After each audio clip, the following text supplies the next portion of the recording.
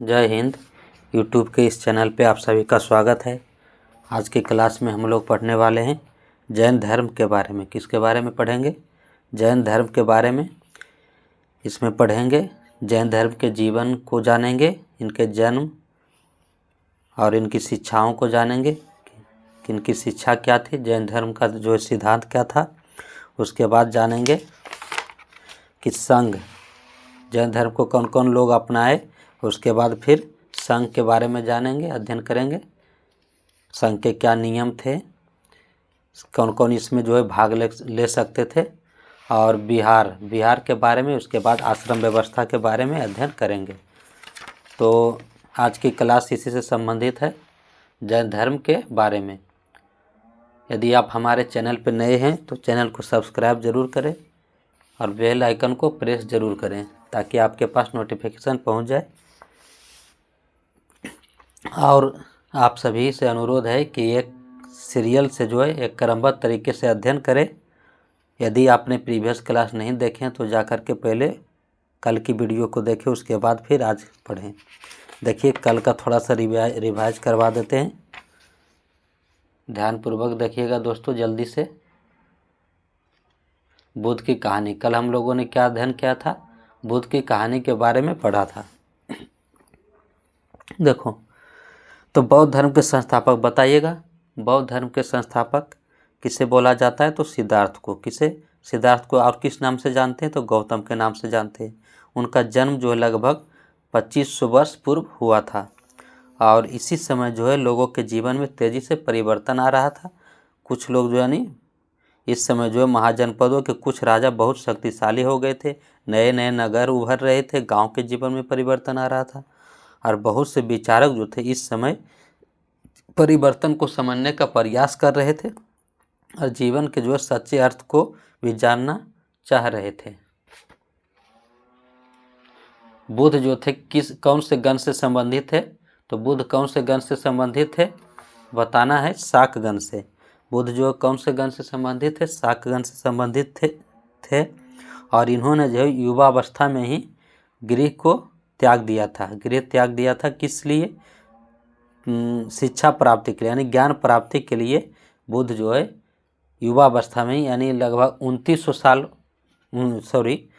साल की उम्र में इन्हें गृह त्याग कर दिया था ज्ञान प्राप्ति के लिए। अनेक वर्षों तक ये भ्रमण करते रहे तथा अन्य विचारकों से मिलकर चर्चा करते रहे। अंत में ज्ञान प्राप्ति के लिए उन्होंने स्वयं ही रास्ता ढूंढने का निश्चय किया। इस तरह से उन्होंने बोध गया, कहाँ? बिहार में बोध गया में एक पीपल के नीचे कई दिनों तक तपस्या की। अंत में उन्हें ज्ञान प्राप्त हुआ। तो ज्ञान प्राप्ति के बाद गौतम थे किस नाम से प्रसिद्ध हुए? बुद्ध के नाम से। यानी ज्ञान प्राप्ति के बाद हुए बुद्ध कहलाए। और सबसे प्रथम उपदेश उन्होंने कहाँ दिया? तो सारनाथ में। याद रखना, सबसे प्रथम उपदेश इन्होंने कहाँ दिए थे? तो सारनाथ में पहली उपदेश दिया था।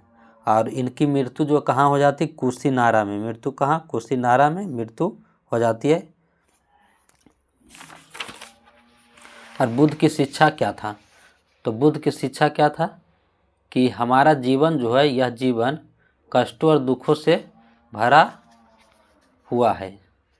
और ऐसा हमारी इच्छा और लालसाओं के कारण है। यानी दुख हमें क्यों है? तो इच्छा और हमारी लालसा है, उसके कारण हमें दुख है। इच्छा और लालसा के कारण है। यानी कभी कभी हम चाहते हैं वह प्राप्त कर लेने के बाद भी संतुष्ट नहीं होते हैं और अधिक वस्तुओं को पाने की इच्छा करने लगते हैं। बुद्ध ने इस लिप्सा को क्या बोला? तृष्णा कहा। और बुद्ध ने शिक्षा दी कि आत्मसंयम अपनाकर ऐसी लालसा से मुक्ति पा सकते हैं। यानी ऐसी लालसा से मुक्ति पाना है तो क्या अपनाना है? आत्मसंयम अपना करके ऐसी लालसा से मुक्ति पा सकते हैं। उन्होंने लोगों को दयालु होने, बुद्ध की शिक्षा क्या था कि लोगों को दयालु होने के लिए बोले। लोगों को दयालु होने, मनुष्यों के साथ साथ जानवरों के जीवन का भी आदर करने की शिक्षा दी। ये मानते थे कि हमारे कर्मों का परिणाम चाहे अच्छा हो या बुरा, वर्तमान जीवन के साथ साथ बाद के जीवन को भी प्रभावित करते हैं। और इन्होंने अपनी शिक्षा किस भाषा में दी, तो प्राकृत भाषा में, जिससे कि आम जन लोग भी इनकी शिक्षा को समझ सके, प्राकृत भाषा में दी। बुद्ध ने कहा कि लोग शिक्षा को केवल इसलिए नहीं स्वीकार करें कि यह उनका उपदेश है, बल्कि वे उसे अपने विवेक से मापे। अब उपनिषद के बारे में, तो उपनिषद का शाब्दिक अर्थ क्या होता है? गुरु के समीप बैठना। उपनिषद का शाब्दिक अर्थ क्या होता है? गुरु के समीप बैठना। तो जिस समय बुद्ध उपदेश दे रहे थे, उसी समय उससे भी थोड़ा पहले दूसरे चिंतक जो थे, कठिन प्रश्नों का उत्तर ढूंढने की कोशिश कर रहे थे। वो प्रश्न क्या था? वो जानना चाह रहे थे कि मृत्यु के बाद जो है जीवन के बारे में जानना चाह रहे थे, और कुछ लोग यज्ञ के बारे में जानना चाह रहे थे, यज्ञ की क्या उपयोगिता है इसके बारे में। तो अधिकांश चिंतकों का मानना था कि इस विश्व में कुछ तो ऐसा है जो अस्थाई है, और इनका हल क्या ढूंढे? तो वो ये बोले कि इसका वर्णन जो आत्मा के रूप में किया है, कि मृत्यु के बाद जो बचा रहता है वो क्या है? आत्मा या ब्रह्मा, सार्वभौम आत्मा के रूप में किया। वे मानते थे कि आत्मा तथा ब्रह्म एक ही हैं। और ऐसे कई विचारों का संकलन उपनिषदों में हुआ है, यानी इस तरह का जो विचार है, ऐसे कई विचार का संकलन उपनिषद में देखने को मिलता है। और उपनिषद जो है उत्तर वैदिक ग्रंथों का हिस्सा था। उपनिषद का शाब्दिक अर्थ होता है गुरु के समीप बैठना, और इन ग्रंथों में अध्यापकों और विद्यार्थियों के बीच बातचीत का संकलन किया गया है। पढ़ाए हुए ये विचार जो होते थे समान वार्तालाप के रूप में प्रस्तुत किए गए हैं। और इन चर्चाओं में इस तरह के जो वाद विवाद होता था उपनिषद में है, इन चर्चाओं में भाग कौन लोग लेते थे? तो अधिकांशतः भाग जो लेते थे वो पुरुष ब्राह्मण था राजा लेते थे। लेकिन कभी कभी जो गार्गी जैसी स्त्री विचारकों का भी उल्लेख मिलता है। विद्वता के लिए प्रसिद्ध गार्गी दरबारों में होने वाले वाद विवाद में भाग लेते थे, और निर्धन व्यक्ति इस तरह के वाद विवाद में भाग नहीं लेता था। लेकिन इसका अपवाद एक कौन सा है? सतकाम जावाल, इसका अपवाद है, जो किसका विद्यार्थी बना था? तो गौतम नामक एक ब्राह्मण ने उन्हें विद्यार्थी के रूप में स्वीकार किया। वह अपने समय के सर्वाधिक प्रसिद्ध विचारकों में से एक बन गए। उपनिषदों के कई विचारों का विकास बाद में किसने किया? शंकराचार्य के द्वारा किया गया। तो इस तरह से यहाँ तक हम लोगों ने अध्ययन किया था। और क्या जाने थे दर्शन के बारे में? षड दर्शन, भारतीय दर्शन की 6 पद्धति। षड दर्शन कौन कौन है? तो 6 है। वैशेषिक, न्याय, सांख्य, योग, पूर्व मीमांसा और वेदांत या उत्तर मीमांसा। तो वैशेषिक दर्शन के रचयिता कौन है? वैशेषिक के ऋषि कनाद। स्थापना किसने किया वैशेषिक के? तो ऋषि कनाद। न्याय के गौतम, सांख्य के कपिल, और योग के पतंजलि। पूर्व मीमांसा के जैमिनी, और यह वेदांत या उत्तर मीमांसा के व्यास। और व्याकरण की रचना किसने की थी? पाणिनि द्वारा। व्याकरण कौन सी भाषा में रचना हुआ था? तो संस्कृत। संस्कृत भाषा के व्याकरण की रचना किसने की?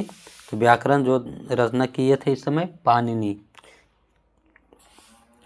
अब आज की क्लास की शुरुआत करते हैं जैन धर्म। ध्यानपूर्वक समझिएगा। जैन धर्म तो इसी युग में, अर्थात लगभग 2500 वर्ष पूर्व ही, यानी जिस समय गौतम बुद्ध थे, इसी युग में लगभग 2500 वर्ष पूर्व ही जैन धर्म के 24वें तथा अंतिम तीर्थंकर वर्धमान महावीर ने अपने विचारों का प्रसार किया। यानी इसी समय, लगभग किस समय की बात है? लगभग 2500 वर्ष पूर्व। इसी समय जो है जैन धर्म के संस्थापक किसे कहा जाता है? तो महावीर को। और ये जो थे 24वें तथा अंतिम तीर्थंकर थे। कौन थे? 24वें तीर्थंकर तथा अंतिम तीर्थंकर थे। प्रथम तीर्थंकर जो थे ऋषभ देव। प्रथम तीर्थंकर कौन थे? ऋषभ देव। ये जो थे 24वें, और अंतिम तीर्थंकर थे महावीर ने अपने विचारों का प्रसार किया। महावीर जो थे बज्जी संघ के लिच्छवी कुल के एक क्षत्रिय राजकुमार थे। देखिए, गौतम बुद्ध भी एक क्षत्रिय राजकुमार थे, लेकिन वो किससे संबंधित थे? शाक गण से। और ये जो है बज्जी संघ के लिच्छवी कुल से संबंधित है। इस संघ के विषय में अध्याय 5 में पढ़ा है। बज्जी संघ के विषय में पिछले अध्याय में पढ़ चुके हैं। 30 वर्ष की आयु में, इन्होंने कितने वर्ष की आयु में त्याग किया? 30 वर्ष की आयु में उन्होंने घर छोड़ दिया। और गौतम बुद्ध कितने वर्ष की आयु में? 29 वर्ष की आयु में। तो जैन महावीर जो है 30 वर्ष की आयु में जो है घर को छोड़ दिया और जंगल में रहने लगे। 12 वर्ष तक उन्होंने कठिन व एकाकी जीवन व्यतीत किया। इसके बाद उन्हें ज्ञान प्राप्त हुआ। यानी इन्होंने जो है 12 वर्ष तक एकाकी जीवन व्यतीत किया, तब जाकर के इन्हें ज्ञान प्राप्ति हुई। उनकी शिक्षा क्या था? उनकी शिक्षा जैन धर्म के, यानी इनकी जो शिक्षा थी महावीर के, सरल थी। सत्य जानने की इच्छा, शिक्षा क्या था इनका? कि सत्य जानने की इच्छा रखने वाले प्रत्येक स्त्री व पुरुष को अपना घर छोड़ देना चाहिए। उन्हें अहिंसा के नियमों का जो कड़ाई से पालन करना चाहिए। अहिंसा के नियमों का कड़ाई से पालन, यानी कि उनकी शिक्षा सरल थी। सत्य जानने की इच्छा रखने वाले प्रत्येक स्त्री पुरुष को अपना घर छोड़ देना चाहिए। उन्हें अहिंसा के नियमों का कड़ाई से पालन करना चाहिए, अर्थात किसी भी जीव को ना कष्ट देना चाहिए और ना ही उसकी हत्या करनी चाहिए। महावीर का कहना था कि सभी जीव जो जीना चाहते हैं और सभी के लिए जो जीवन क्या है? प्रिय है। यानी उनका कहना था, शिक्षा था कि सत्य को जो जानने की इच्छा रखते हैं उन्हें गृह त्याग कर देना चाहिए, चाहे स्त्री हो या पुरुष हो, और अहिंसा के नियमों का कड़ाई से पालन करना चाहिए। अहिंसा के नियम को यानी कि किसी भी जीव को कष्ट नहीं देना, ना ही हत्या करना। और जैसे वो कहते हैं कि सभी जीव जो जीना चाहते हैं और सभी के लिए जीवन प्रिय है, हर किसी को जीवन प्रिय है। तो महावीर ने अपनी शिक्षा प्राकृत भाषा में दी। कि कौन सी भाषा में? इन्होंने भी प्राकृत भाषा में दी। यही कारण है कि साधारण जन भी उनके तथा उनके अनुयायियों की शिक्षाओं को समझ सके। देश के अलग अलग हिस्सों में प्राकृत के अलग अलग रूप प्रचलित थे। यानी देश के अलग अलग हिस्सों में प्राकृत भाषा के अलग अलग जो है रूप प्रचलित थे। जैसे देखा जाए मगध में बोली जाने वाली प्राकृत जो थी मागधी कहलाती थी। मगध में बोली जाने वाली प्राकृत क्या कहलाती थी? मागधी कहलाती थी। जैन नाम से जाने गए महावीर के अनुयायियों को भोजन के लिए भिक्षा मांगकर सादा जीवन बिताना होता था। यानी जैन नाम से जाने के जो महावीर के अनुयायी थे, यानी इनको जो मानते थे, जैन धर्म को मानने वाले लोगों को भोजन के लिए भिक्षा मांगकर अपना सादा जीवन बिताना होता था। उन्हें पूरी तरह से ईमानदार होना होता था और चोरी ना करने की उन्हें सख्त हिदायत थी। यानी चोरी नहीं करना है। और उन्हें ब्रह्मचर्य का पालन करना होता था। पुरुषों को वस्त्रों सहित सब कुछ त्याग देना होता था। यानी पुरुष को शरीर पे वस्त्र धारण नहीं करना होता था, वस्त्र को त्याग देना पड़ता था। तो जैन धर्म के जो मानने वाले लोग थे, महावीर के अनुयायियों को भोजन के लिए क्या करना पड़ता था? भिक्षा मांगना पड़ता था और सादा जीवन जीना होता था। वह पूरी तरह से ईमानदार होना पड़ता था। उन्हें चोरी ना करने की उन्हें सख्त मना थी और ब्रह्मचर्य का पालन करना होता था। पुरुषों को वस्त्रों सहित सब कुछ त्याग देना पड़ता था।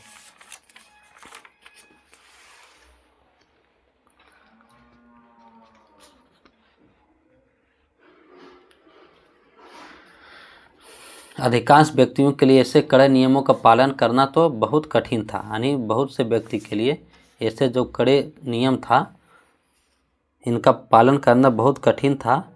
फिर भी हजारों व्यक्तियों ने इस जीवन शैली को जानने और सीखने के लिए अपने घरों को छोड़ दिया।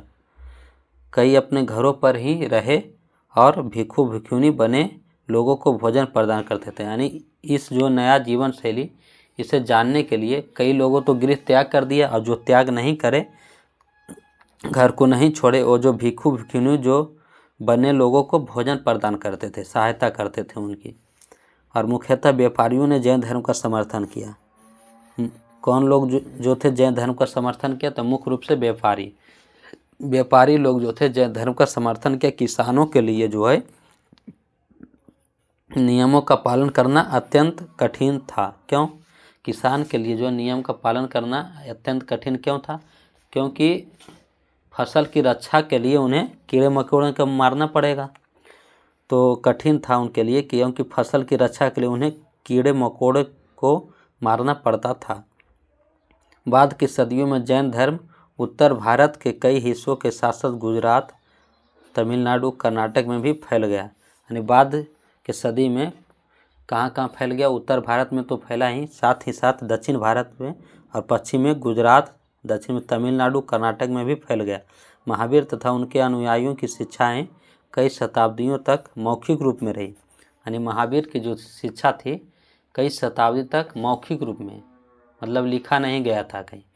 वर्तमान रूप में उपलब्ध जैन धर्म की शिक्षाएं जो है लगभग 1500 वर्ष पूर्व गुजरात में वल्लभी नामक स्थान पर लिखी गई थी। यानी लिखी गई कहाँ मिला है, कहाँ लिखी गई? तो 1500 वर्ष पूर्व लिखी गई है जैन धर्म की शिक्षा को, और गुजरात में वल्लभी नामक स्थान पर लिखी गई थी। कहाँ?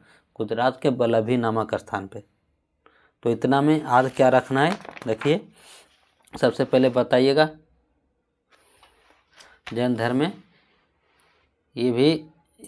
जैन धर्म भी 2500 वर्ष पूर्व इसी युग में जो है महावीर स्वामी के विचारों का प्रसार किया गया। और महावीर स्वामी कैवें तीर्थंकर थे? तो 24वें और अंतिम तीर्थंकर थे।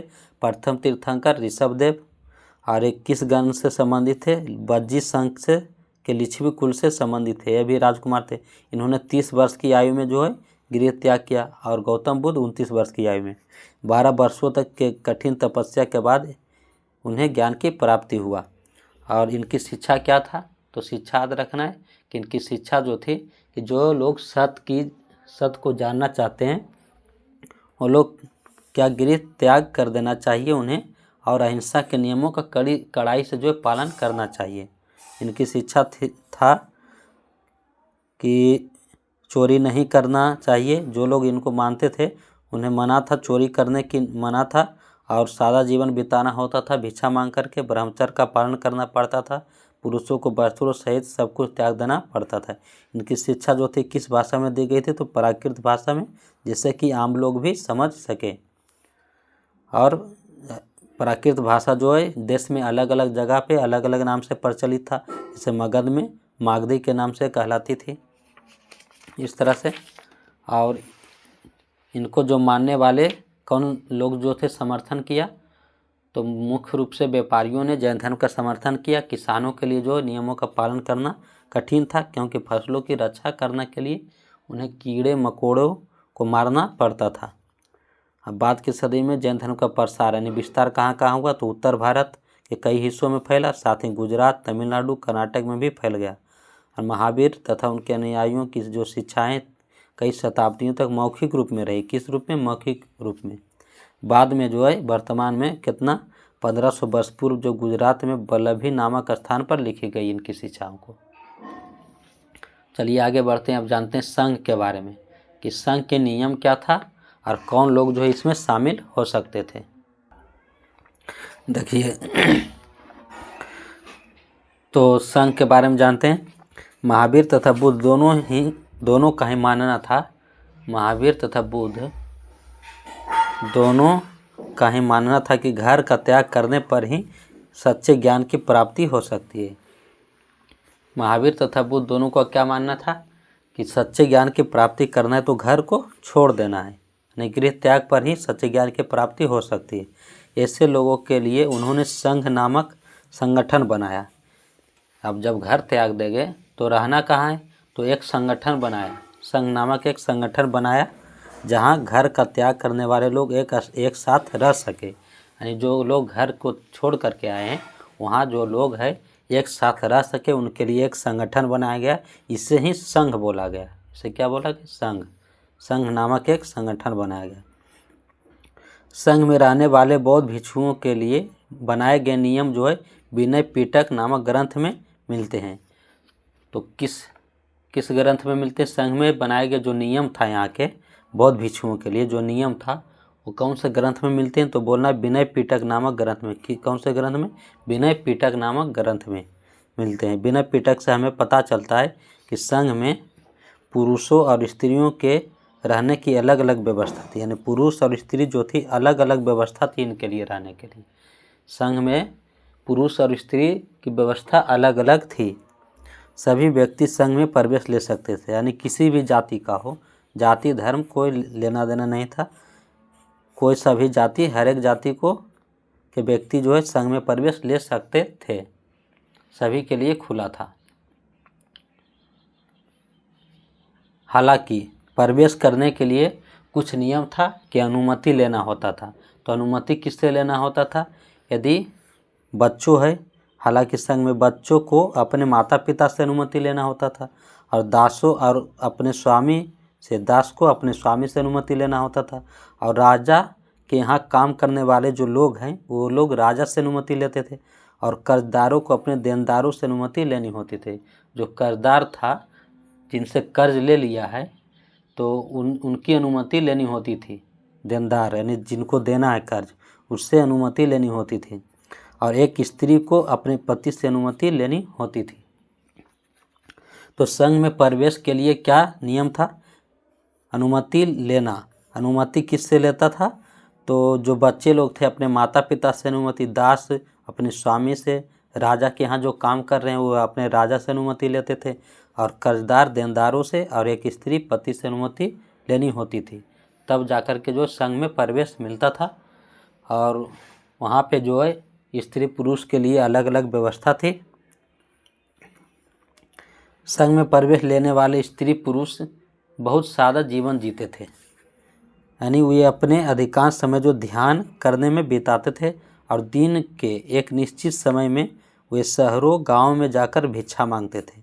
यानी दिन में कभी भी एक निश्चित समय में जा कर के गाँव या शहर में जा कर के भिक्षा मांगते थे, और वे सादा जीवन बिताते थे। यही कारण है कि उन्हें भिक्षु तथा भिक्षुनी यानी साधु बोला गया है। जो भिक्षा मांगते थे, इसी कारण से इन्हें क्या बोला गया? भिक्षु या भिक्षुनी बोला गया।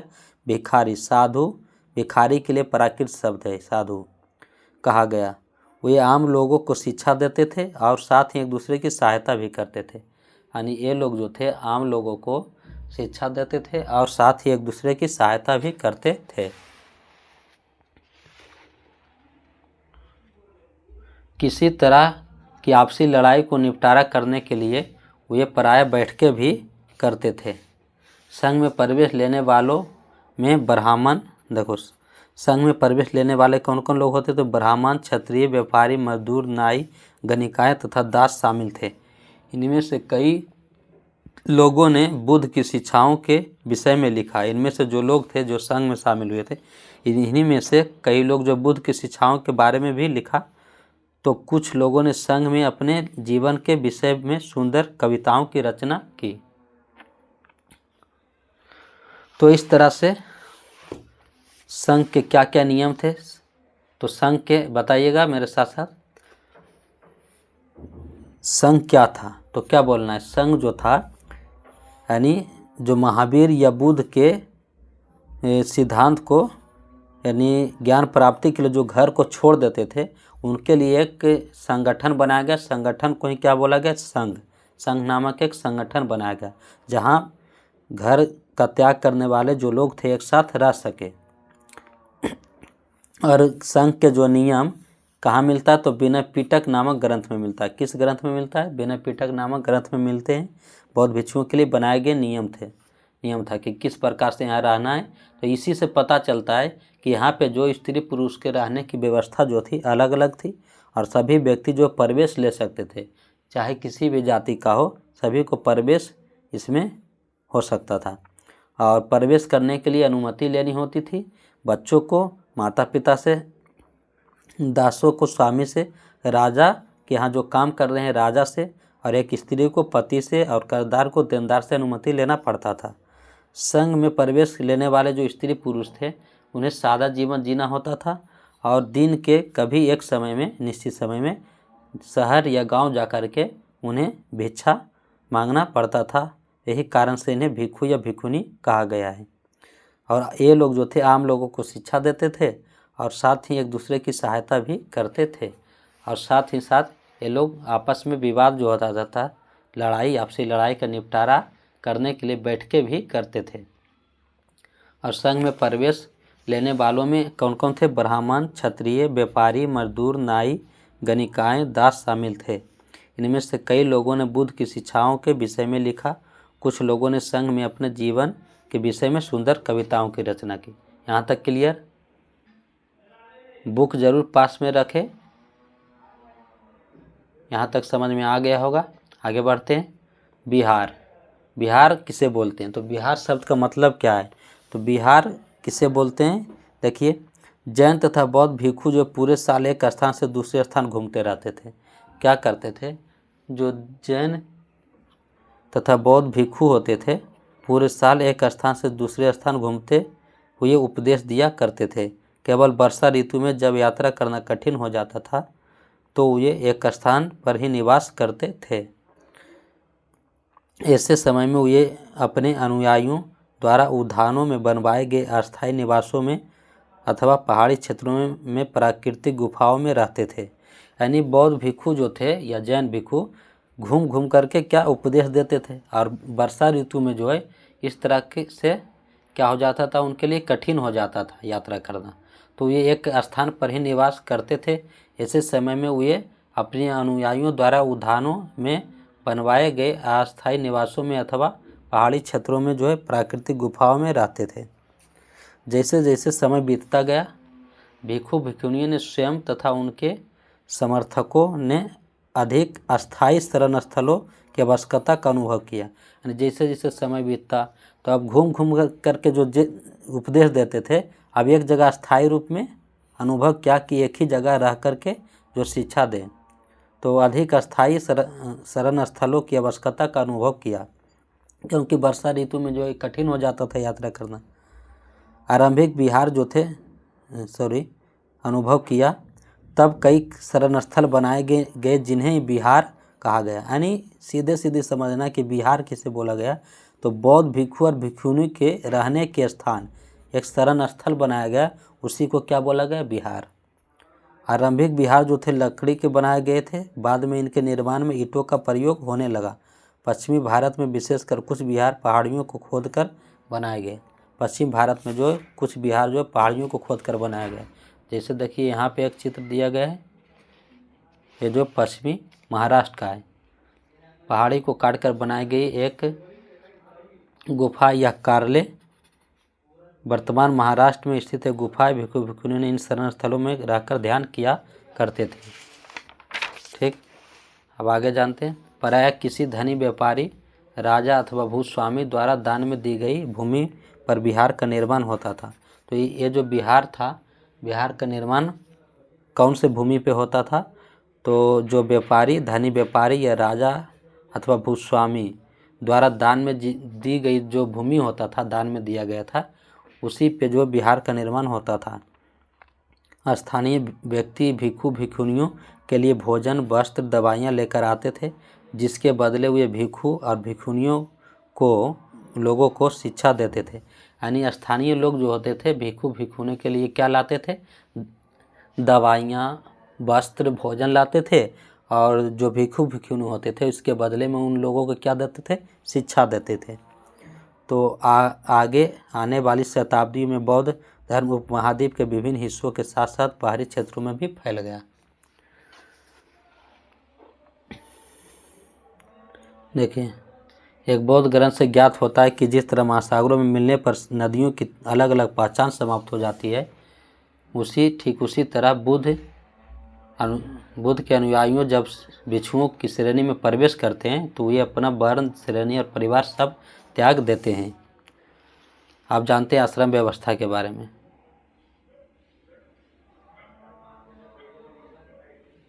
देखिए,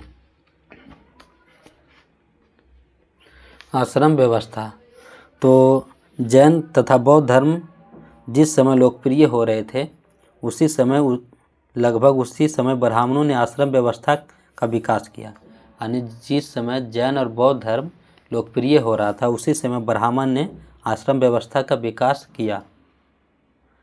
यहाँ आश्रम शब्द का तात्पर्य लोगों द्वारा रहने तथा ध्यान करने के लिए प्रयोग में आने वाले शब्द से नहीं है, स्थान से नहीं है, बल्कि इसका तात्पर्य जीवन के एक चरण से। यानी आश्रम का तात्पर्य यहाँ क्या है? जीवन के एक चरण था।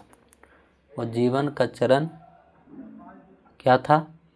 तो जीवन का चरण ब्रह्मचर्य, गृहस्थ, वानप्रस्थ और तथा संन्यास नामक 4 आश्रमों की व्यवस्था की। आश्रम कितने थे? तो 4 आश्रम की व्यवस्था की, ब्रह्मचर्य, गृहस्थ, वानप्रस्थ और संन्यास। ब्रह्मचर्य के अंतर्गत ब्राह्मण, क्षत्रिय, वैश्य से यह अपेक्षा की जाती थी कि इस चरण के दौरान वे सादा जीवन बिताकर वेदों का अध्ययन करेंगे। यानी ब्रह्मचर्य के अंतर्गत क्या अपेक्षा की जाती थी कि वेदों का अध्ययन करेंगे, सादा जीवन बिताकर वेदों का अध्ययन करते थे इसमें। और गृहस्थ आश्रम के अंतर्गत उन्हें विवाह कर एक गृहस्थ रूप में रहना होता था। वानप्रस्थ के अंतर्गत उन्हें जंगल में रहकर साधना करनी थी। अंततः सब को त्याग कर उन्हें सन्यासी बन जाना होता था। लास्ट में सन्यासी बन जाना होता था। तो आश्रम व्यवस्था 4 है: ब्रह्मचर्य, गृहस्थ, वानप्रस्थ और संन्यास। ब्रह्मचर्य में शिक्षा ग्रहण करना, गृहस्थ में शादी विवाह करके यानी स्थायी जीवन बिताना, फिर वानप्रस्थ में क्या घर को त्याग देना, जंगल में रहकर साधना करना, फिर लास्ट में उन्हें संन्यास बन जाना होता था। तो इस तरह से यह अध्याय जो है समाप्त होता है।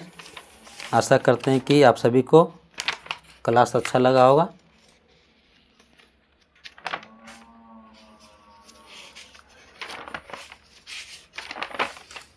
ठीक है, तो आज की क्लास यहीं तक रखते हैं। अपना ख्याल रखें। धन्यवाद।